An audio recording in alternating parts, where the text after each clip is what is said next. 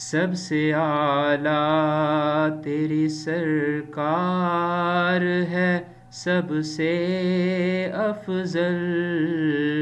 میرے ایمان مفصل کا یہی ہے مجمل۔ گل خوش رنگ رسول مدنی و عربی، زیب دامان ابد تر دستار ازل، اوج رفعت کا قمر نخل دو عالم کا ثمر، بحر وحدت کا گوہر چشمہ کثرت کا کنول، ہے تمنا کہ رہے نعت سے تیرے خالی، نہ میرا شعر نہ قطعہ نہ قصیدہ نہ غزل، ہو میرا ریشہ امید وہ نخل سرسبز، جس کی ہر شاخ میں ہو پھول ہر ایک پھول میں پھل، رخ انور کا تیرے دھیان رہے بعد فنا، میرے ہمراہ چلے راہ عدم میں مشعل، صف محشر میں تیرے ساتھ ہو تیرا مداح، ہاتھ میں ہو یہی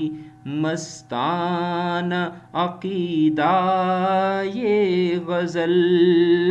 بسم اللہ الرحمن الرحیم، اللہم صلی علی محمد وعلی آل محمد وبارک وسلم۔ تو آج ہم لوگ دوسری نظم پڑھیں گے 11ویں جماعت کی اردو کی کتاب میں سے، اور یہ ایک نعت ہے جس کو لکھا ہے محسن کاکوری نے۔ تو شعر ٹو شعر ہم لوگ چلیں گے۔ سب سے اعلیٰ تیری سرکار ہے، سب سے افضل میرے ایمان مفصل کا یہی ہے مجمل۔ سب سے اعلیٰ مطلب سب سے بلند، اور سب سے افضل مین سب سے زیادہ فضیلت والا، سب سے زیادہ بہتر۔ اور ایمان مفصل اور ایمان مجمل، یہ آپ کو پتہ ہے کہ ایمان کی دو شرائط ہیں، جیسے وہ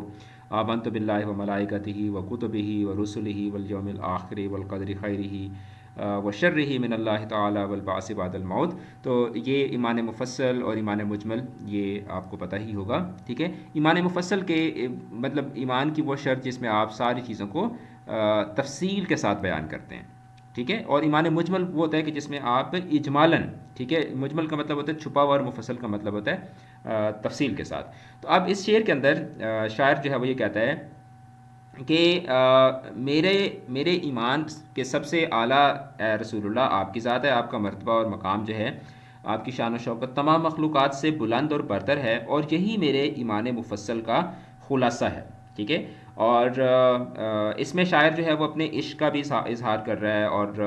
شاعر یہ کہتا ہے کہ میرے مکمل ایمان کا جو پورا ایک باب ہے، میرے ایمان کی مکمل جو وضاحت ہے وہ صرف اس ایک چیز میں ہو جاتی ہے، اور وہ ہے کہ آپ سے جو محبت ہے، وہ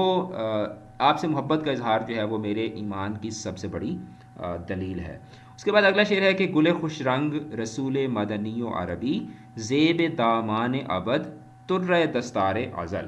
گل خوش رنگ مطلب خوبصورت پھول، اور مدنی مطلب مدینہ کے رسول، اور رسول عربی مطلب عرب کے رسول۔ زیب بولتے ہیں خوبصورتی کو، دامن سے ہے، زیب دامن ابد، ابد مطلب ہمیشہ تک رہنے والی دنیا، یعنی کہ دنیا کے خاتمے تک، دنیا کے ختم ہونے تک کی مکمل جو دنیا ہے، اس دنیا کی جو خوبصورتی ہے وہ آپ ہیں۔ تر دستار ازل، ترہ بولتے ہیں پگڑی کو، پگڑی کا وہ جو بلند حصہ جو اوپر کو اٹھا ہوا ہوتا ہے اس کو ترہ بولتے ہیں، دستار پگڑی کو بولتے ہیں۔ اور ازل مطلب وہ زمانہ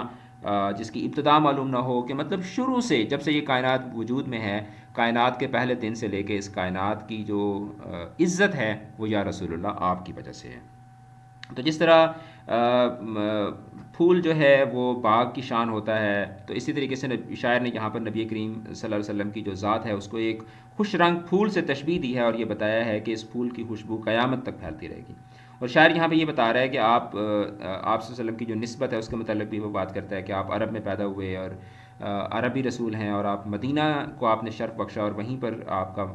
روضہ مبارک ہے، تو آپ عربی نبی بھی ہیں اور مدنی نبی بھی ہیں، اور یہ اس کائنات کی ابتدا سے لے کے انتہا تک اس کائنات کی جو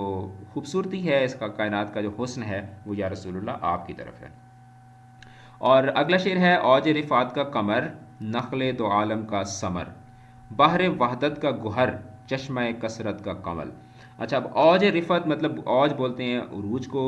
رفعت بلندی، یعنی کہ بلندی کا جو عروج ہے، بلندی کی انتہا جو ہے اس کا آپ مطلب آپ ایک ایسے چاند ہیں جو بہت بلندی کے اوپر چمک رہا ہے۔ نخل دو عالم، اب نخل جو ہے نخل بیسیکلی کھجور کے درخت کو کہا جاتا ہے کہ یہ جو پوری دنیا جو ہے، اگر اس کو دونوں عالم جو ہیں ان کو اگر ہم ایک کھجور کے درخت سے تشبیہ دیں تو اس کے اوپر لگنے والا پھول جو ہے وہ آپ ہے۔ بحر وحدت، بحر بولتے ہیں سمندر کو، وحدت مطلب جو توحید کا جو سمندر ہے اس کے موتی ہیں آپ، گوہر بولتے ہیں موتی کو، کہ توحید کے سمندر کے موتی آپ ہیں۔ چشمہ کثرت کا کمل، چشمہ آپ کو پتہ ہے کہ ایک تالاب کو بولتے ہیں، اور کمل ایک خوبصورت پھول ہوتا ہے جس کو لوٹس فلاور جو ہوتا ہے کمل اس کو بولتے ہیں۔ تو یہ جو اللہ تعالیٰ کی نعمتوں کا یہ جو ایک چشمہ ہے یا ایک جو دریا ہے، اس کے اندر آپ کی مثال ایسے ہے کہ جیسے ایک خوبصورت پھول کے اندر ایک خوبصورت تالاب کے اندر جس طرح ایک کمل کا پھول بہت خوبصورت لگتا ہے، تو یا رسول اللہ آپ اسی طرح سے اس کائنات کے چشمے کے اندر آپ کیا ہیں، ایک کمل کے پھول کی طرح سے ہیں۔ تو یہاں پہ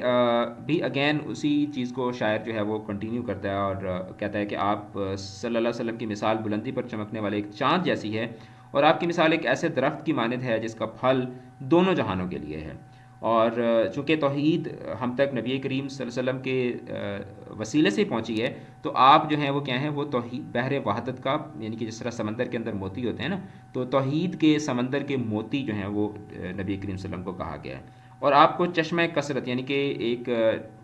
آپ کی مثال جو ہے وہ ایک خوبصورت تالاب کے اندر ایک خوبصورت پھول جیسی ہے۔ یعنی شاعر جو ہے وہ یہاں پہ نبی کریم صلی اللہ علیہ وسلم کے مقام اور مرتبے کی بات کر رہا ہے، اور یہ کہہ رہا ہے کہ آپ صلی اللہ علیہ وسلم انتہائی بلند مرتبے پر ہیں، اور آپ کی مثال ایک بلندی پر چمکنے والے چاند کی طرح ہے جس کی روشنی سے لوگ فائدہ اٹھاتے ہیں۔ آپ کی مثال ایک ایسے درخت کی مانند ہے جس کا کوئی بھی پہلو خیر سے خالی نہیں ہے، جہاں پر ہر طرح کے لوگوں کو جو ہے وہ